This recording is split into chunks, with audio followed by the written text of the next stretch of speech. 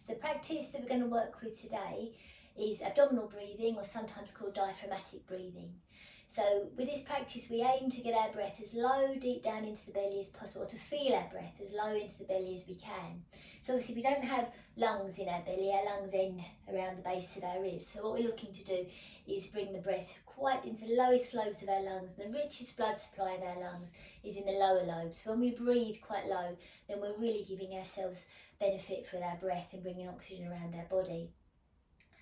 So the diaphragm is the big muscle that rests just underneath the ribs, attaches to the spine at the back and around the ribs at the front, and it's a big umbrella striated like muscle, and it helps initiate the breath. So when we breathe in, the diaphragm moves down to help the lungs fill up with air, and that's what causes the belly to rise. When we breathe out to help empty the lungs, the diaphragm moves up, that's what causes the belly to sink. So with this practice we're looking to bring our breath quite low into the base of the lungs as possible in order to tone and to work the diaphragm. So we're also going to be aware of two other diaphragms involved in this practice. So we have a diaphragm at the base of the throat, so around the voice box and the glottis, and we have a diaphragm in the pelvic floor.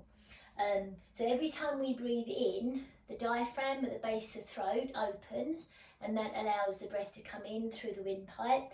The diaphragm, the centre of the body, moves down, that's what causes the belly to rise. The diaphragm in the pelvic floor moves down. So everything in the inner body will move down as we breathe in, even though we feel as though the outer body is rising or expanding or lifting. As we breathe out, the diaphragm in the pelvic floor will quite naturally lift. Diaphragm in the centre of the spine will start to lift, and the diaphragm, the base of the throat, will open as well. So we have all these things going on as we breathe in, and one thing will have a direct effect on another. So if we have a tightness in our throat, that will affect the tightness or laxity of the diaphragm in the centre of our body. If we have a tightness in the pelvic floor, that will affect the way the diaphragm in the centre of the body moves as well. So it's really important to know that the body does not work in isolation. Our breath isn't just the lungs, the breath is the whole body in a sense. So in order to practice this, you can do this sitting, it's fine to be sitting, or if you come to lie down, if you keep the soles of your feet flat to the floor, that will allow the abdominal muscles to relax and the lower back to settle a little bit more, to widen and to rest into the floor. And when we have that, then the diaphragm, the big muscle that we've been talking about, is able to just move a little bit more easily. When the abdominal muscles are relaxed, it's not pulling on the diaphragm muscle. So our lungs will inflate and deflate with less effort, and that's all we're looking to find really at first. So decide what you'd like to do, if you'd like to be in this position, semi-supine, or if you'd like to be sitting. And if you're sitting, you just sit in a comfortable way that's right for you.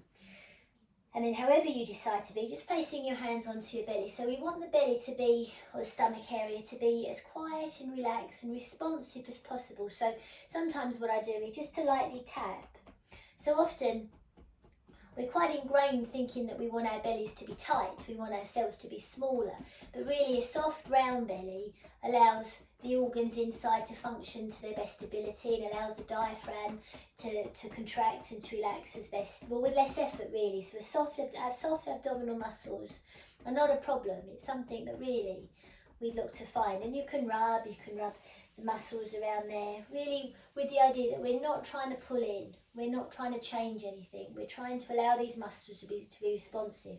Relaxed muscles respond, tight muscles are just, they're tight, and tight muscles causes compression within the organs as well, and compression can cause inflammation, and inflammation can cause ill health. And remember, inside here, inside your belly, is your digestive system. It's really important for absorbing and excreting food as well as hormones and everything that we need for good health. So when you're ready, just allow the hands to rest and to settle. Close your eyes if it's all right, or focus your gaze downwards or upwards, whatever position you're in. And know as well, if you're all right to breathe through your nose, continue breathing in through the nose, but if you need to breathe through your mouth at any time, obviously you breathe through the mouth. But every now and again, see if you can bring your attention back to your nostrils. And we breathe in through the nose and see if we can breathe all the way down into the hands. And when we breathe in, the belly rises. And when we breathe out, the belly falls. Just allowing everything to settle, and know that when you breathe in this way, on the in-breath, the lungs fill with air, diaphragm moves down, belly rises. As you breathe out, lungs empty, diaphragm moves up, belly sinks. So see if you can tune into that rhythm of the body on the in-breath. Diaphragm moves down, lungs fill with air, belly rises, expands, and as you breathe out, as the lungs empty, the diaphragm moves up and the belly will sink in response to this. So you breathe in and you feel that opening and that widening and that expanding. And you breathe out and perhaps tuning into that feeling of space, emptiness, sinking.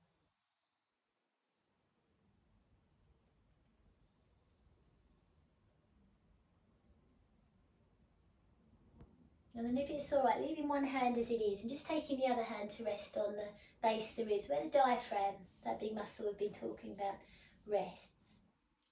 So when you breathe in, through the nose if possible, you feel the lungs expand, really feel the diaphragm underneath your hand, and you might just imagine the diaphragm moving downwards, so it causes the belly to expand and lift. And then know that your pelvic floor sinks a little bit as well. Then as you breathe out, feel underneath your hands that feeling of dropping. The diaphragm lifts, the belly sinks, the lungs empty. And then you breathe in and you feel the breath underneath the hand that's above and the hand that's below, and that feeling of expansion and widening, lifting. And as you breathe out, you feel the opposite. And just coming into contact with what you feel, being with your breath, the rhythm of the breath, the responses of the body.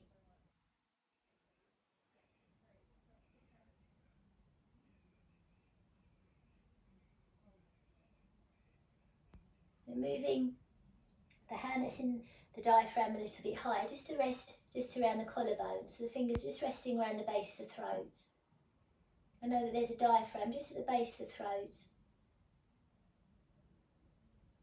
That small area that opens as you breathe in to allow the breath to travel down through the windpipe into the lungs. And then as you breathe out, feeling the belly sink, feeling the lungs empty, just feeling the chest sink perhaps just a little bit. And just being aware that when you breathe in, diaphragm, the base of the throat opens, diaphragm, the centre of the body moves down, diaphragm, the pelvic floor moves down. Then as you breathe out, as the belly sinks, diaphragm moves up, pelvic floor moves up, the throat opens to allow the breath to leave.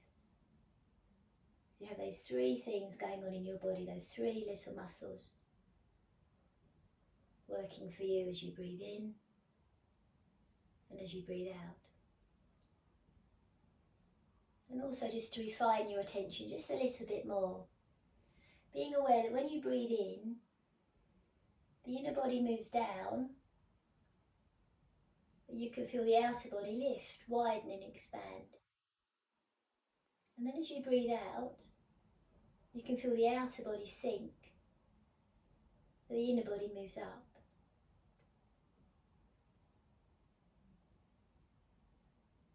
Tuning into the feeling and the rhythm of your breath as you breathe in, you can feel the outer body, the chest and the belly rise, expand, widen, open, fill up.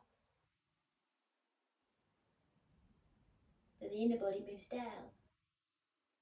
And then as you breathe out, you can feel the outer body sink, settle, rest, empty. But the inner body moves up. So tune into that rhythm of the body.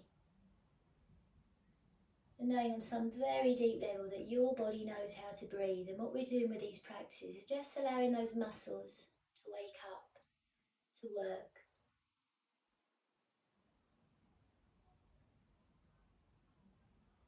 And being with your breath, and being with yourself.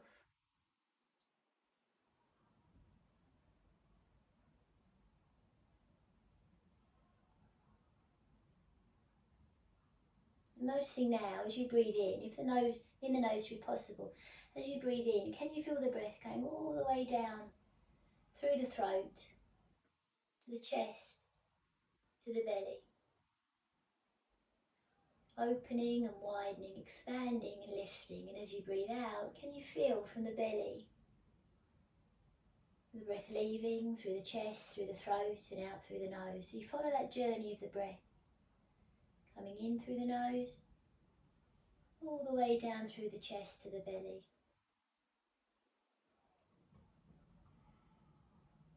And then you breathe out, and knowing that when you breathe in this way, you're waking up the very lowest lobes of the lungs. And that's where our richest blood supply is. So we're breathing to our optimum with less effort. We're giving our body all that oxygen with less effort. And notice if your breath starts to deepen, to slow, to quieten. And notice the effects that has on your body, on your thoughts, on yourself. And you find this simply by breathing in and breathing out.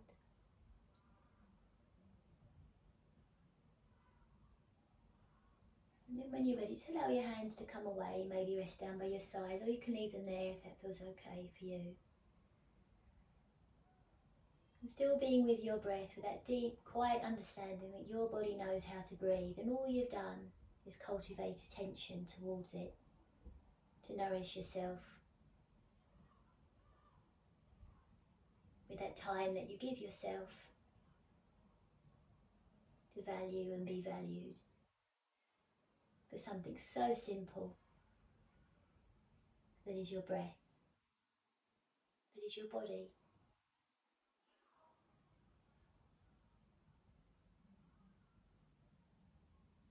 And if you're lying down, just carefully starting to roll over and come onto your side. If you're sitting, just turning the gaze down. Opening the eyes when you're ready. And coming out of the practice.